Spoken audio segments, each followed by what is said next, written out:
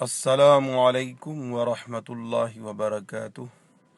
قدرت عطاری صاحب کا یہ سوال ہے کہ میرے کسی دوست کے پاؤں میں موچ آ گئی ہے، یعنی ان کا پاؤں ٹل گیا ہے، تو اب وہ قیام کر کے نماز نہیں پڑھ سکتے، تو بیٹھ کر نماز پڑھتے ہیں۔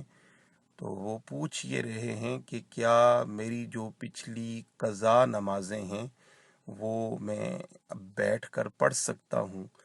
یعنی ان کے ذہن میں یہ ہے کہ وہ تو جب قضا ہوئی تھیں تو میں صحت مند تھا اور قیام کرنے کے قابل تھا، اب جب کہ میں قیام نہیں کر سکتا، بیٹھ کر نماز پڑھتا ہوں، تو کیا قضا نمازیں جو میری پچھلی ہوئی ہیں وہ بھی بیٹھ کر میں پڑھ سکتا ہوں یا نہیں؟ تو اس سلسلے میں عرض یہ ہے کہ آپ قضا نمازیں اب جب کہ قیام کرنے کی طاقت نہیں رکھتے ہیں اور وہ نمازیں پڑھنا چاہتے ہیں تو وہ بیٹھ کر آپ پڑھ سکتے ہیں، آپ کی وہ قضا نمازیں ادا ہو جائیں گی۔